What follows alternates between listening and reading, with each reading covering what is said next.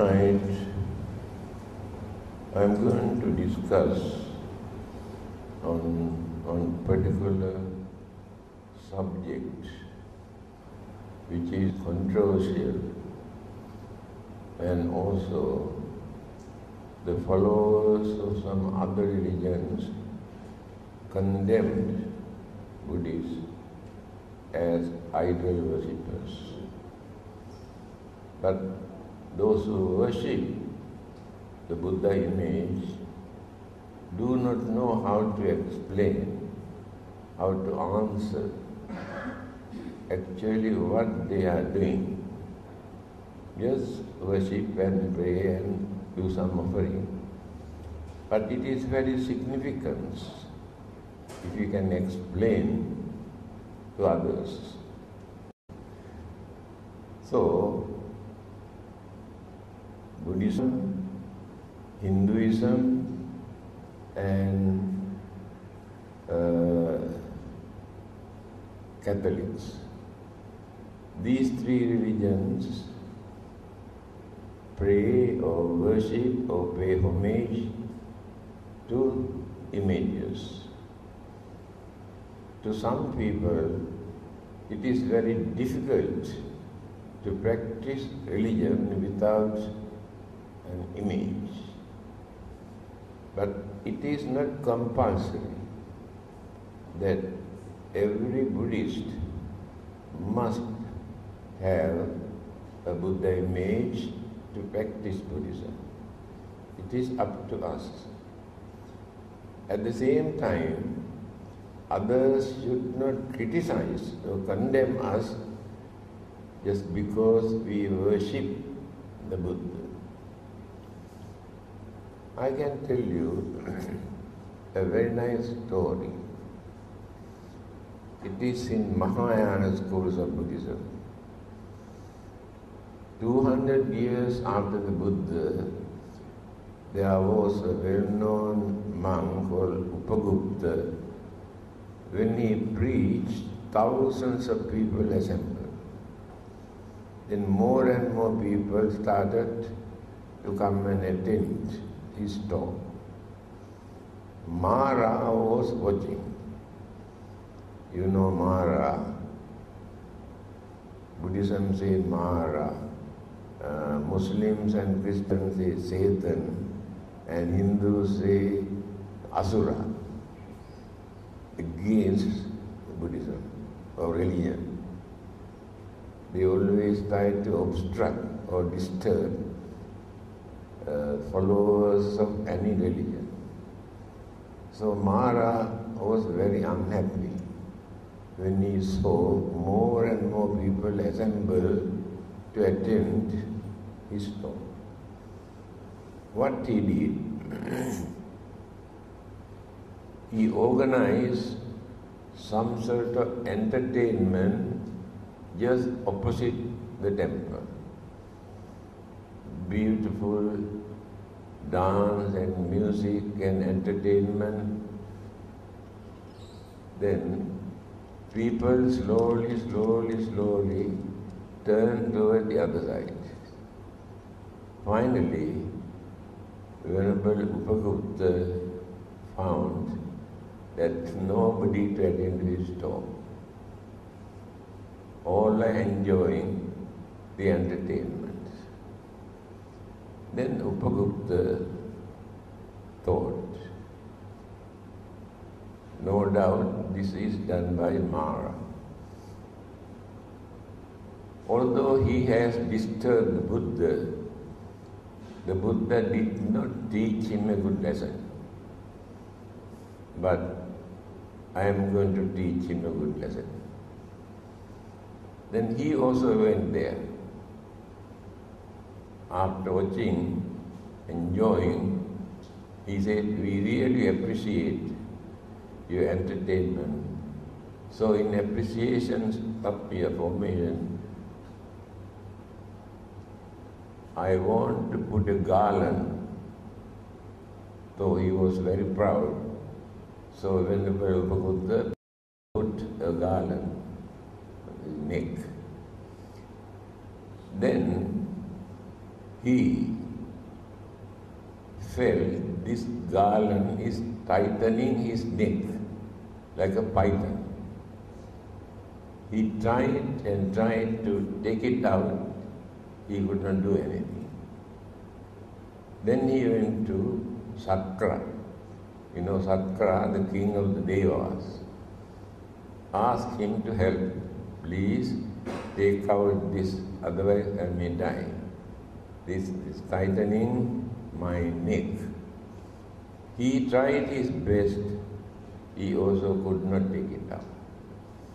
Then he said, you must go to Mahabrahma, the creator God. I think he can do that. Then he went to Mahabrahma and appealed him to take out this garland.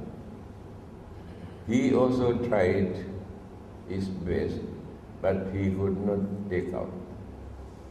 Then he said, I think only the person who has put this garland on your neck can take it out, nobody else. Then he decided to come back and apologize for interrupting his religious program and requested to take out the garland. Then Venerable Upagupta said, yes, I can do that under two conditions. First thing, in future, you should not come and disturb our religious program.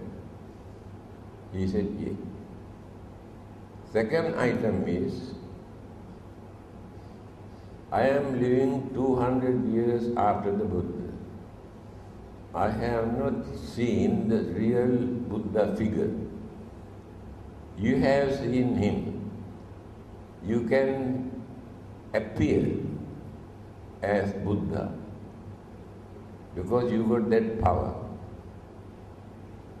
Then Maharaj said, yes, I can do that, but under one condition. When I appeared as the Buddha, you should not worship me because I am not a holy man. Then Upagupta said, no, I am not going to worship you. Then suddenly he appeared with all the 32 special characteristics of his physical body. So he was so happy.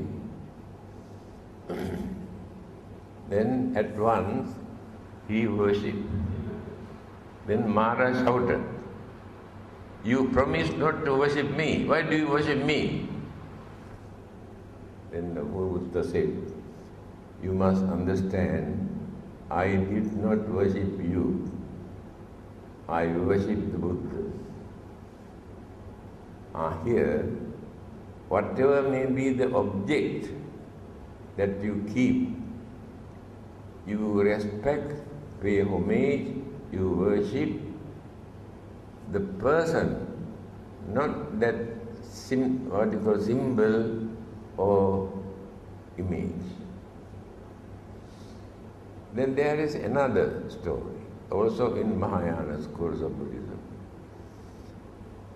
When the Buddha was away for 3 months,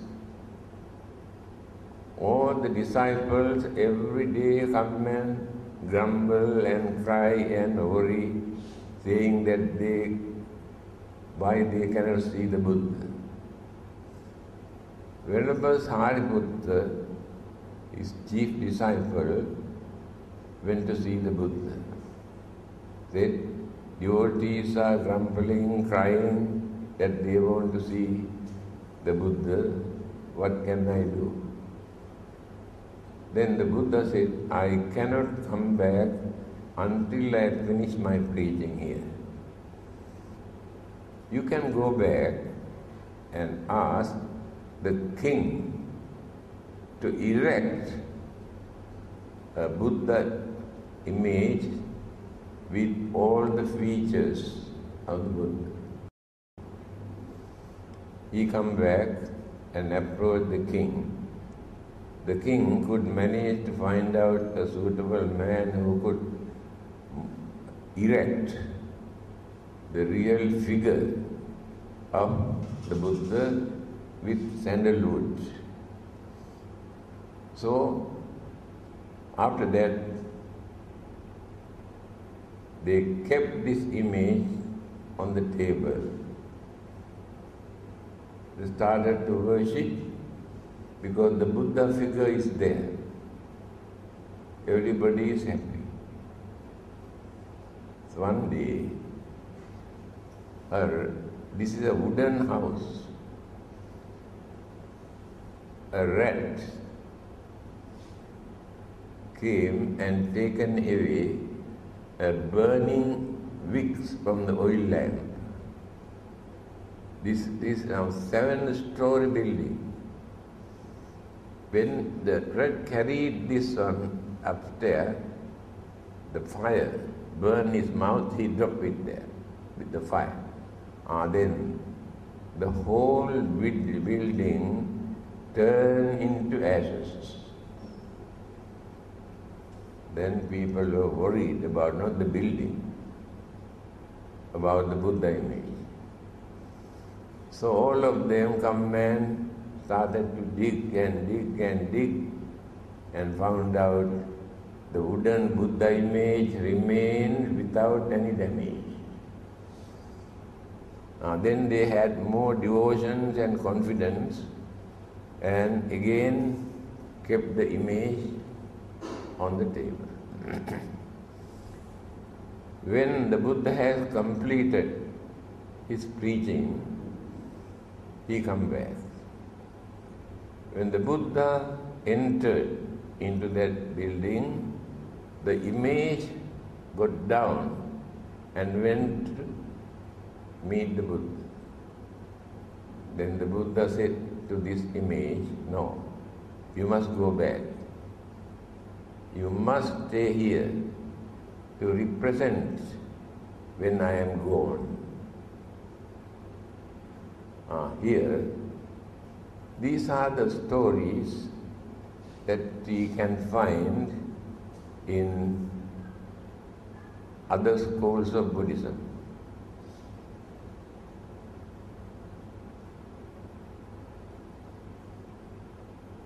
Images are not available for 500 years after the Buddha.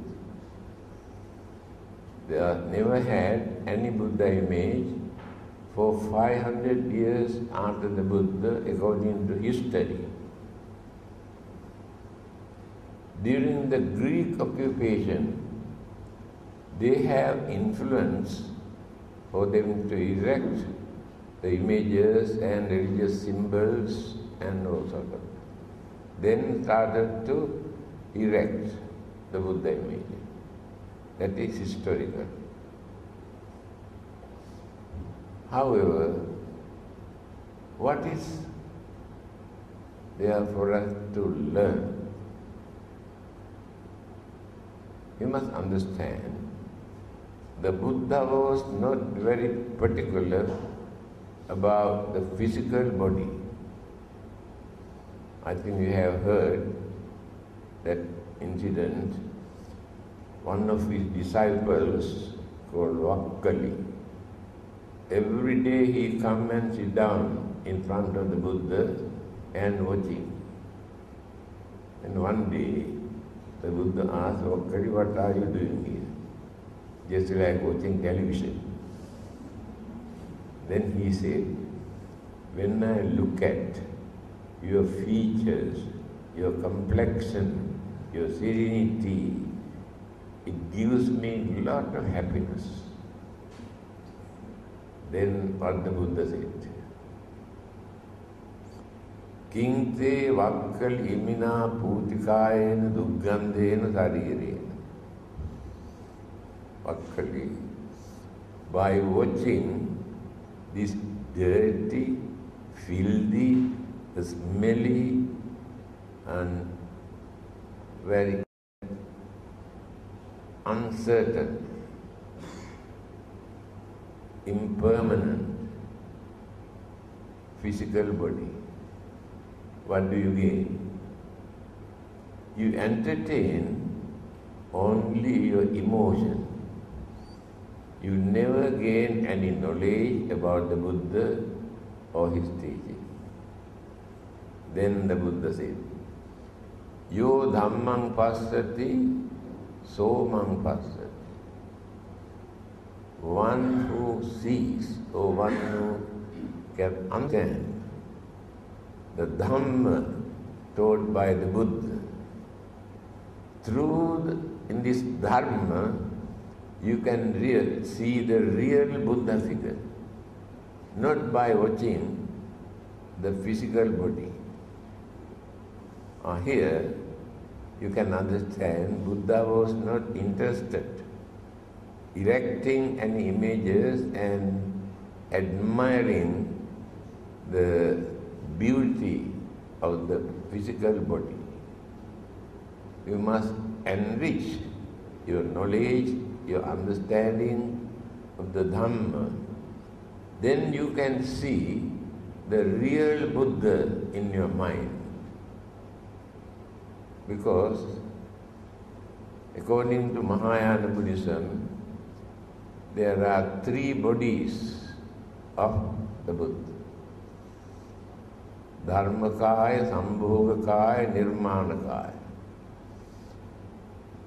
Nirmanakaya, the body that he used for eating, drinking, sleeping, walking, as usual human being. That is one of the bodies of the Buddha. Sambhogakaya, kaya means body. The body that he used for preaching, talking, advising, guiding people. But after his passing away, these 2 Buddha bodies disappeared. Sambhogakaya, Nirmanakaya. But Dharma body of the Buddha never died, never disappeared. Dharma body remains forever. That means Buddha is not dead. People cannot understand this. Buddha is not his name. For his enlightenment, we call him Buddha. One of his discourses, he has mentioned, whether the Buddhas appear or not, Dharma exists forever in this world. Dharma is not created by the Buddha. Dharma exists. When the Buddhas appear, they reveal, they explain, they teach others, because people have forgotten or misinterpreted or misused, blindfolded in the name of Dharma. People have misconception. So when the Buddhas appear from time to time, he introduced the real Dharma again. That is why a Buddha appeared in this world to reveal the real Dharma. What is Dharma? Why the teachings of the Buddha is called Dharma? Dharmata, natural occurrences, not created by the Buddha or created by the God, natural occurrences. Because people have wrong belief, imagination about natural occurrences. Take for instance, things come into existence, exist for a certain period, and go on changing. again going on decaying, and then disintegrate, dissolve,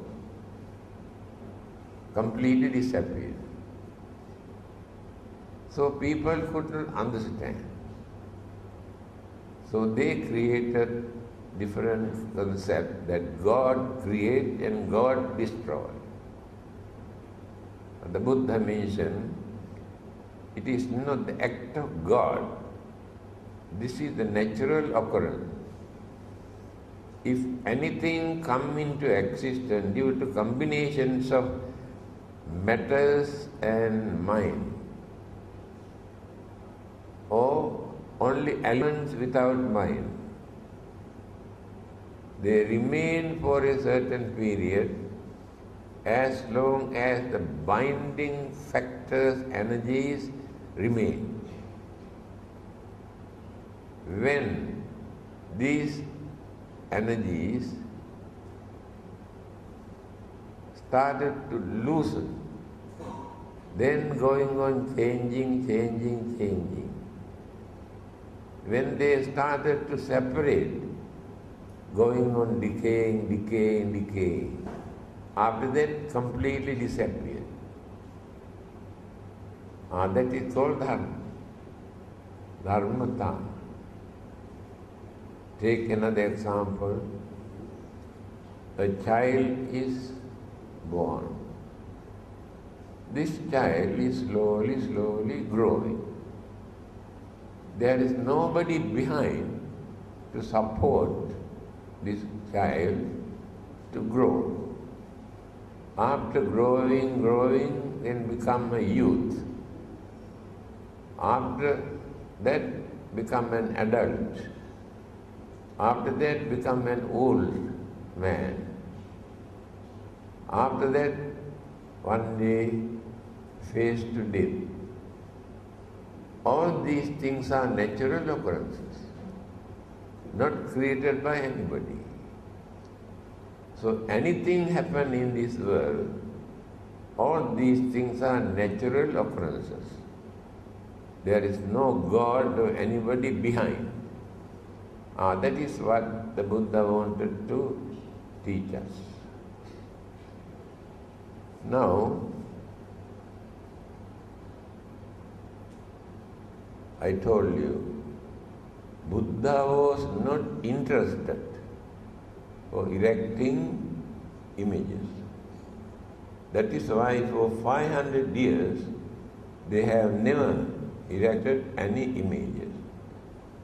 But I told you, during the Greek occupation, they started to erect the Buddha figure, and then started to develop all over the world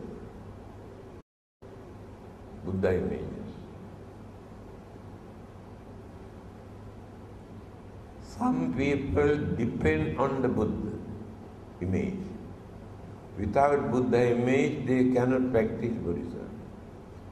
But some others can practice Buddhism without depending any image, because they can create the Buddha in their mind. Mr. Nehru, Prime Minister of India, long ago, when he was arrested for fighting to gain independence, British government arrested him. When he was in the jail, he had the small Buddha image in his bag. Although he was not a Buddhist, he had been keeping this Buddha image in his bag. So what he did, he take out the image and keep on the table and watch the face of the Buddha, smiling face. Then he started to think, in spite of all these troubles and problems and difficulties and calamities, if Buddha Buddha can maintain smiling face, why not we follow him? Why not we face all these problems without grumbling, accusing, blaming, crying and worrying? That he followed the Buddha. To him, the Buddha image was very important at that time. I met an American lady. One day he came here. She opened her bag and took out a small Buddha image.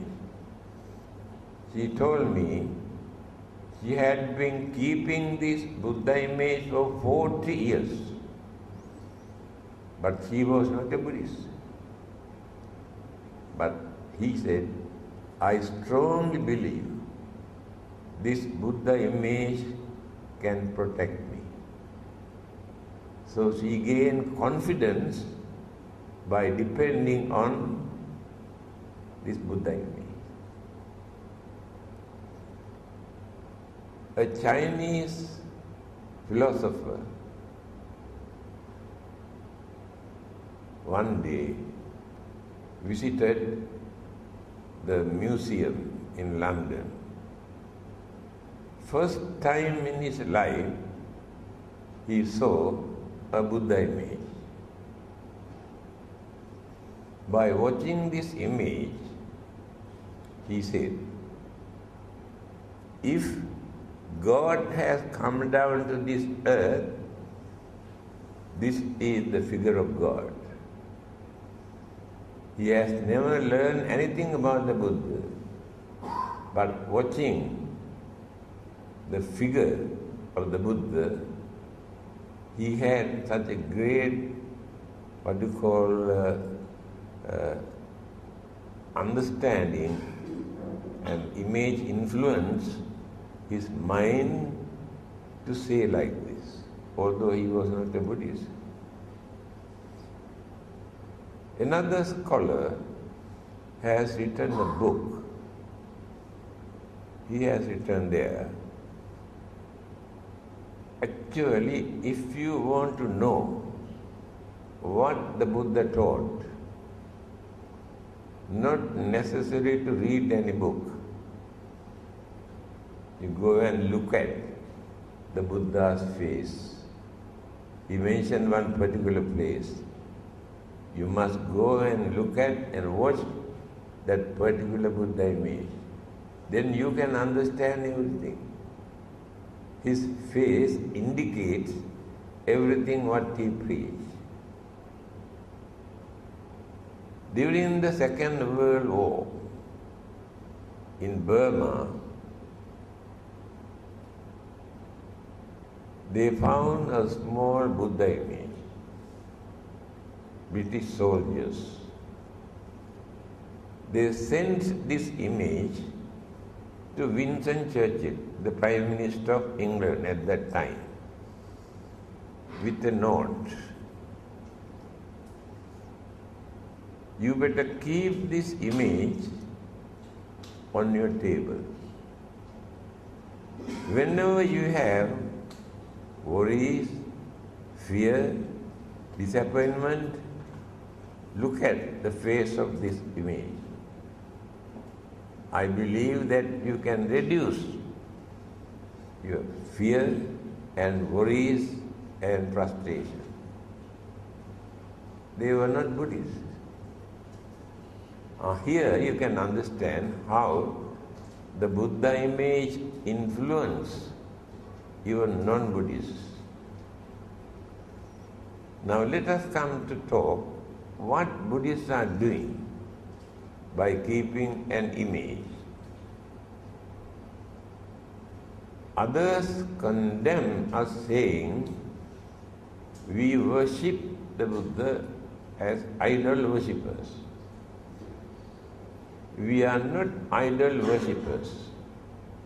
We do not worship the idols. We keep the Buddha image as symbol. That symbol influences our mind, calm our mind. then we will be able to concentrate very easily. Then they pay respect, pay homage. We can say it is not worshipping and not praying.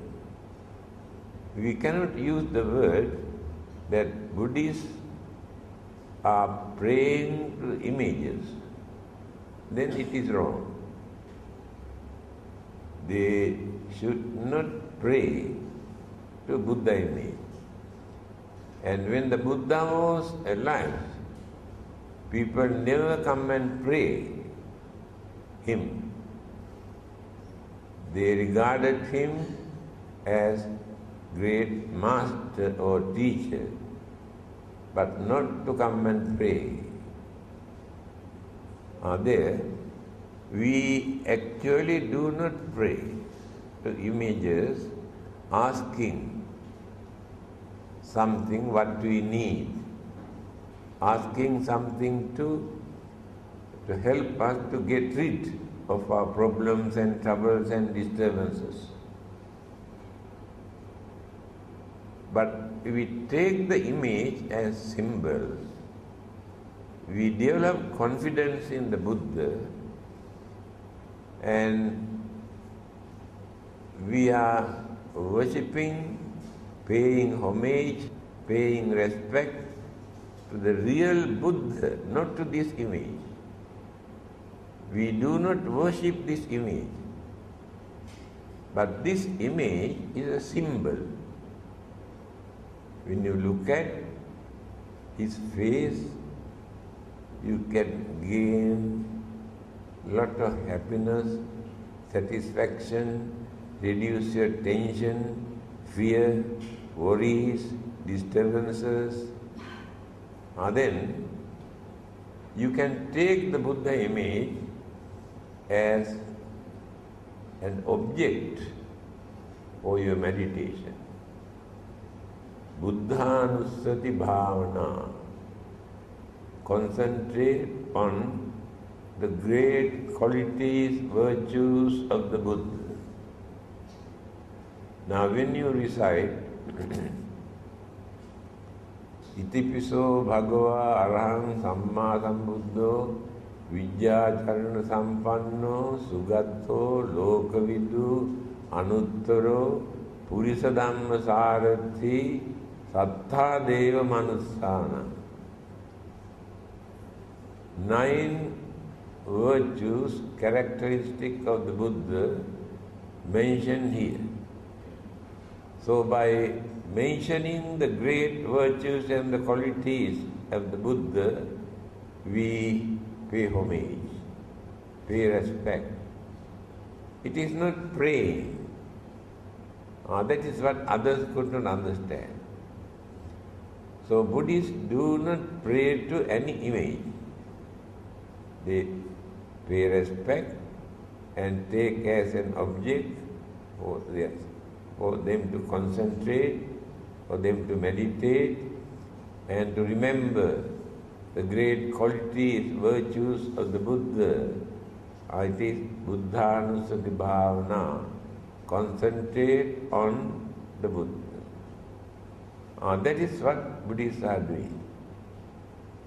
So many others who could not understand this, they say we are idol worshippers, and we do not know how to explain to others. I know one of our members who had been keeping a Buddha image in his house for 45 years. One day, a Christian mission entered into his house. Straight away told him, "You are worshipping your dead man.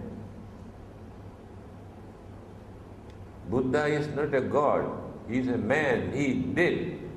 What can he do for you? Why do you want to keep this? Why do you want to worship this?" He came and told me, "Actually, I do not know what to say. This is the problem with our Buddhists. They worship, they offer, but they do not know actually what they are doing. When they say, Buddha is not a god, he is a man. If you try to prove that the Buddha is God, we are wrong. We reduce the real great qualities, virtues, wisdom of the Buddha if we try to introduce the Buddha as a God. You do not know that. Why? A God cannot become a Buddha. Any divine beings cannot become the Buddha. Only human beings. Why? We are called Manushya. Mana Ussannata. One who can raise, develop, cultivate the mind up to the maximum level. That living being is called Manushya, human. You cannot find another living being among the 31 group of living beings in this universe that can compare with the human mind. Human beings have thinking mind. Others have mind. They use their mind to find out their food and protection and shelter and sexual pleasure. Only for these people.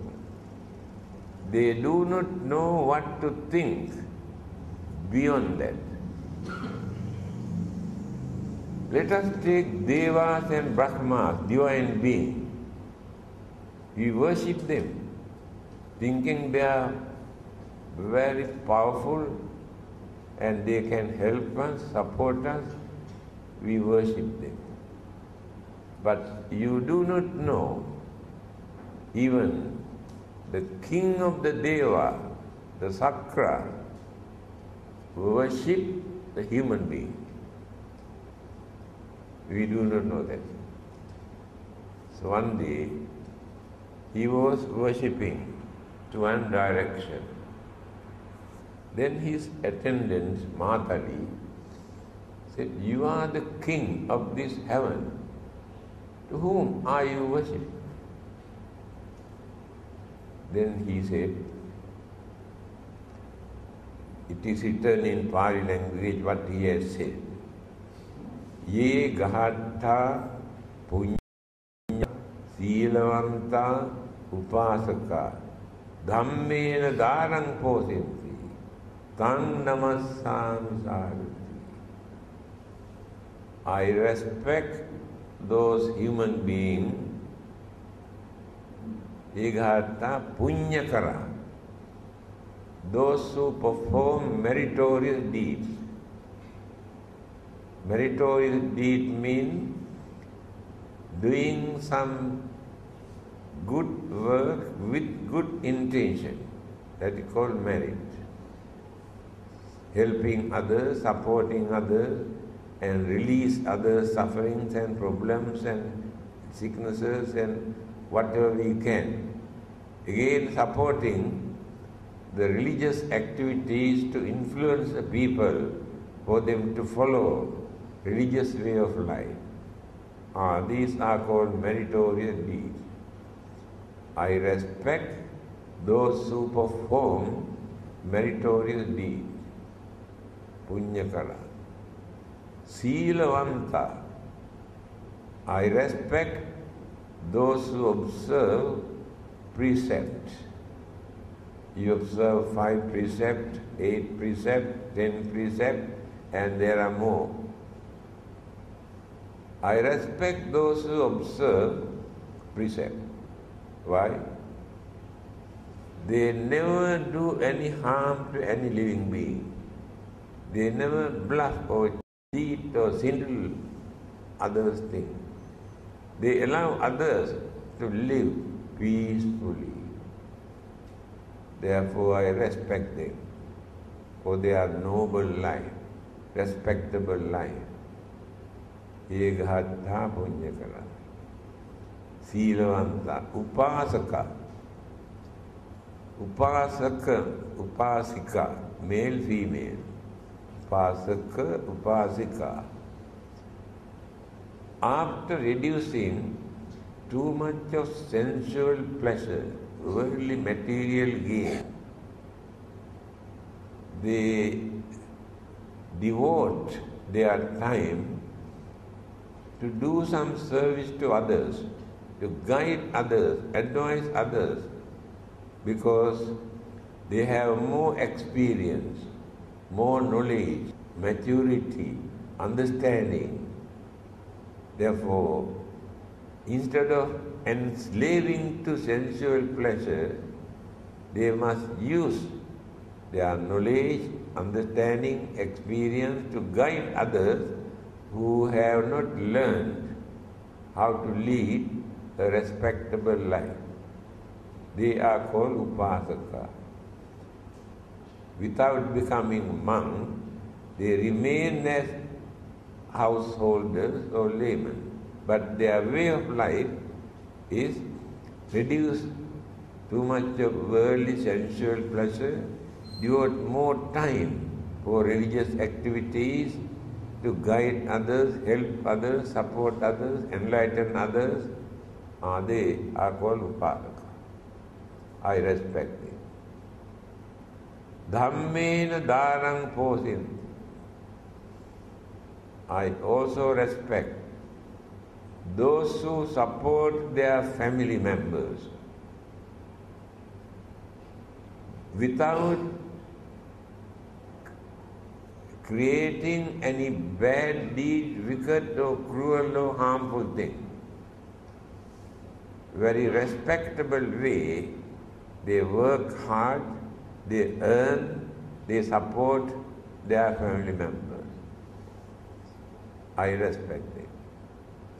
Here you can understand, Devas also respect when human beings become more virtuous, more religious, and more devout.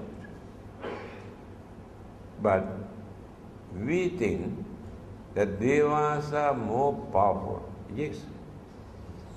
How did they become Devas? O Brahman. During their previous birth, they were human beings. As human beings, they have done lot of meritorious deeds. Through the influence of these merit, very virtuous, they had the opportunity to be born in certain Devaloka or heavenly realm as Devas. And their life is not like human life. And females never give birth. Spontaneous birth. That means life just appeared. But we cannot understand, we cannot believe. But yes, it is. Then they have no sicknesses. They have no old age. They exist, they enjoy their life up to maximum level. Then one day suddenly disappear. So their life is just like a flame of a candle. As long as wicks and wax remain, the flame also exists. When no more wax, no more wicks, that flame disappears. Same thing happened to those devas. Then what will happen to them after that? That is the most important thing.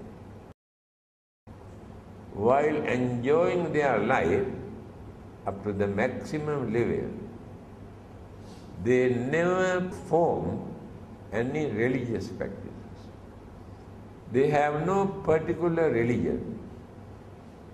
Whole life is for enjoyment and pleasurable things. Human beings are more fortunate, the Buddha says. Why? While living as humans, we can understand we are here in this world. We enjoy our life just because we have done some meritorious deeds during our previous birth. We are spending all the good merit that we have accumulated. What will happen to us if we die simply by spending all the merit that we have accumulated? By knowing this, they try to prepare for the next existence. There is no another living being who can do that, because they have no idea of another existence. This is the most advanced level of human life. Now, especially as Buddhists, we believe this is not the first and the last life. Continuity is there. So if birth and death and birth and death, it is natural, not created by anybody. Some people say, oh, we don't believe in rebirth. Not necessary to believe. It is natural. Just because they don't believe, can they stop rebirth? Never. It is not created by God or God, Buddha. It is natural. So, use our common sense. How Buddha explained. A group of young people approached the Buddha and said, at the moment we have no proper religion. There are many religions, they talk that their religion is better than other religion. Therefore we cannot decide which religions to accept. Can you please advise us? Then the Buddha has given 10 guidance for them to consider how to choose a religion. And some of them, you should not believe anything just because others come and tell you. Don't depend on them to understand religion. You should not believe this is our tradition, this is our way of life, therefore we must practice this, we must follow this. No, there is no religion for you to accept like that. If not, you should not think the majority here in this country or in this world follow this religion. Therefore, we also must follow that religion. According to the Buddha, majority here in this world are not understanding people. Only very few people are there who can understand things properly, the Buddha says. Therefore, they follow their religion, thinking they are right, others are wrong. But don't follow them. Again, it may appeal to your mind. Or you think this is very nice. You should not accept a religion, thinking in that way. These are the few advices given by the Buddha how to choose a religion. Then he said, when you do something, if you are not going to harm others or harm yourself, then accept this as religion. You can enjoy yourself by harming, disturbing others. Don't accept that kind of religion. You can entertain others and you lead a miserable life. Don't accept this kind of religion. Whatever you do, if you can gain some sort of satisfaction and happiness, and if others also gain some sort of happiness, then accept this kind of activities as religion. Then they were fully understood. Actually, we do not follow rebirth, life after our death. And the Buddha said, it is not necessary to believe. Whether you believe or not, it is natural. You cannot stop that saying or thinking that you don't believe that. If it is natural occurrence. This is the Buddha's way of teaching. Then they satisfied, then accepted the teachings of the Buddha. Then, again let us come back to the images.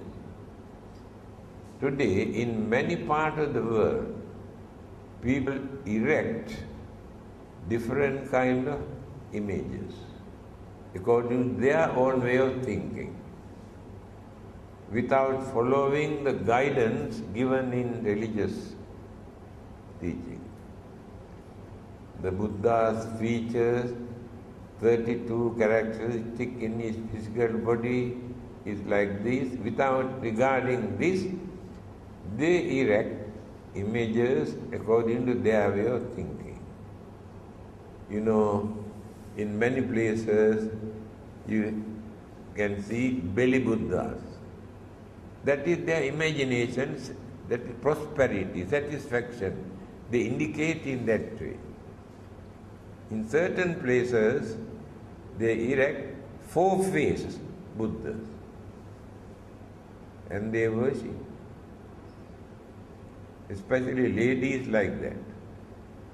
Why? This Buddha can see where their husband goes. You got face here, face here, face here, face here. He can see properly. Therefore, they worship more to this kind of Buddhas. This is our imagination. Now people started to erect image of Maitreya Buddha. He did not become the Buddha yet. He remained as a Bodhisattva in any part of the world. He is cultivating, developing all the great qualities, virtues, then attain the Buddha. But in many countries, they started to erect the image of Maitreya Buddha. How can they erect the Maitreya Buddha? Still he did not become the Buddha. So we should not become slaves to images. Take image as a symbol, as an object for us to follow the Buddha, to gain more confidence, to calm our mind. When we have fear, worries, problems, we can pay homage to the Buddha. We can concentrate great virtues, good qualities of the Buddha. Then you can remember certain advices given by him. Then you can reduce your fear, worries, tension, suspicion you had in your mind. Then you gain some sort of confidence. Definitely. If you pay homage to the Buddha image, by considering like this, but you should not worship the Buddha image to become rich, make more money, to get lucky numbers. If you pray the image, you never gain these things from the image. Don't expect anything from the image. That is why others condemn us as idol worshippers. Now Hindus, they have more images because they have three gods, Brahma, Vishnu, Shiva. Again, Catholics, they have image of Jesus and Virgin Mary. They pray and worship. But Christians do not create images. They take only symbol, the cross, to pay respect and to follow, but no images. That is why Christians say Catholics are not Christians. They are idol worshippers. They are wrong. They respect their master, their teacher, and explain the great qualities and virtues and services that they have done. Therefore, there is nothing wrong. When our father or mother died, we create a very good image. Image means picture of the father and mother. It is just like idol worshipping to others. But they are doing that. Why do they want to keep the image or the picture of their father or mother to respect them? Then how can they criticize Buddhists? By keeping Buddha image and worship them. So the image is important for us to remember the great qualities and virtues. When we have fear and worry, look at his face, as Mr. Nehru said, and can calm our mind, can reduce our fear and worries. That is why we are keeping a Buddha image. But we should not distort the figure of the Buddha, erecting four-faced Buddhas, belly Buddhas, and so many kind of Buddhas in different countries. So, now nearly 1 hour. I think you can understand what you are doing. If you have not understood, now you can understand why we should pay homage, pay respect, worship the Buddha. We do not worship this image. We worship the Buddha. When you look at the image, you can record the Buddha into your mind. Then you worship the Buddha. That is what others could not understand. That is why they say we are idol worshippers. When we invite some of our Muslim friends to attend some meetings here in the temple, you know what they say? If there is any image, we don't want to go there. They don't like to see the images of religious people or saints or any other images. There is no reason for them to go against them. And Sikhism, Sikh Punjabis, they also do not have any image. They have their holy book, Guru Grantha. Guru Grantha, Grantha means book. They worship and pray to this book. Again, there is another schools of Buddhism, Japanese, Nichiren. They also have no any image. They do not worship the Buddha image. They have one particular book, one sutra uttered by the Buddha, and keep this book as an altar and worship and recite and pray. They are against the keeping the images. Then Judaism, Jews, the origin of Christianity and Islam, and they also have no any images. Hindus have so many, and Buddhists have only Buddha image, and Christians have two, Jesus and Virgin Mary. Therefore, we pay respect, we pay homage in appreciation of their services they have rendered. This symbol remind us, recall the person, the Buddha or God into their mind.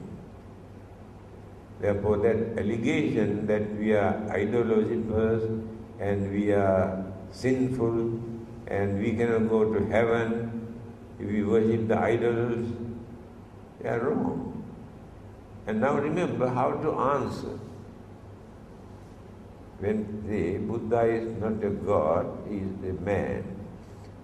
The Buddha cannot, God cannot become a Buddha because they cannot develop their mind up to that maximum level.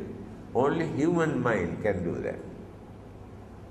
Step by step, when somebody asks, having seen the Buddha, he has never seen such a serene figure in his life. He could not understand this is a human being. He approached the Buddha and asked, "May I know whether you are a God?" The Buddha said, "No." But others say they are God or son of God or messenger of God. But the Buddha said, "No, I am not a God." Then he asked, "There are any other form of supernatural living being?" The Buddha says, "No, I am very natural." Then he asked, "In that case, are you an ordinary human being?" Buddha says, "No." Now confusing in his mind who this person is. Neither God, nor an angel, nor a human being. Then he asked, "Then who are you?" The answer given by the Buddha, his self-introduction, is very important. Many people do not know. If others come and ask, "You worship, you follow the Buddha, can you tell me actually who the Buddha is?" Very few people can explain who the real Buddha.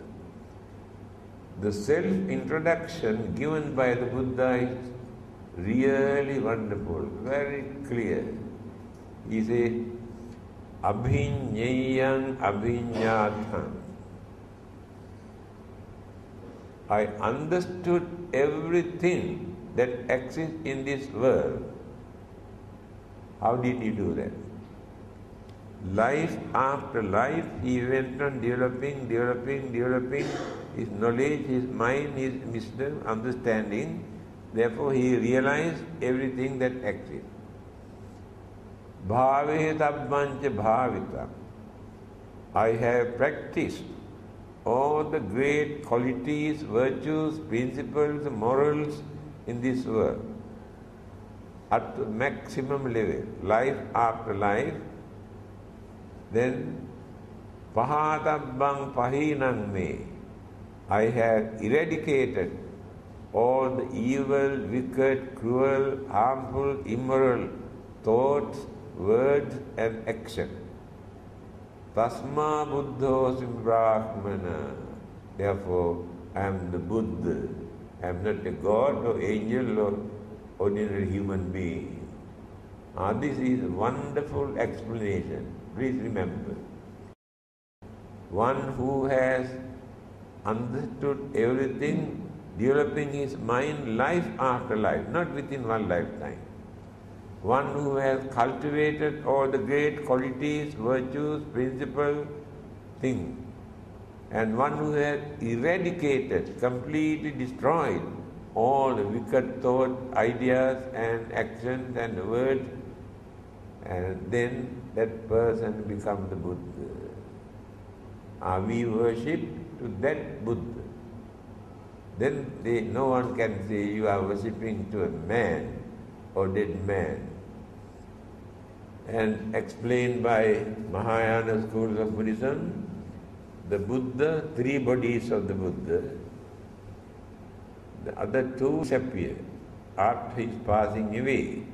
But the Dharma body of the Dharma, exists forever. Therefore, no one can say Buddha is dead. Buddha cannot die.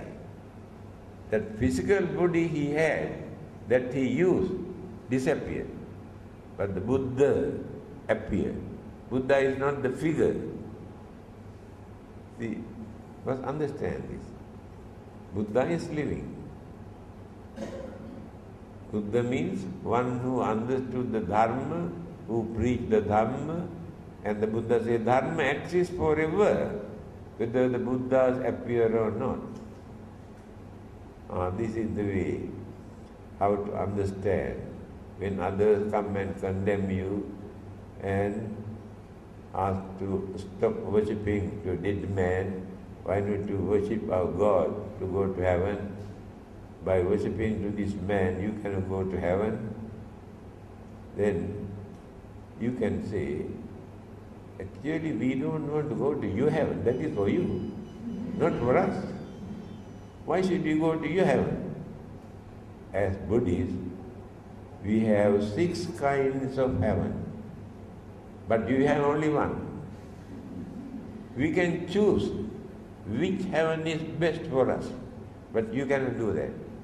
But you do know how to tell. Jatum Maharaja Tavasdinda Yama Tusita Dinmanati Paramita Vasavat. The name of those Brahma Deva realms, where Devas experience wonderful, happy, peaceful, enjoyable life. So we can go to one of those places. Why should we follow what you call pray to go to their heaven? You must understand how to answer when they come and talk to you.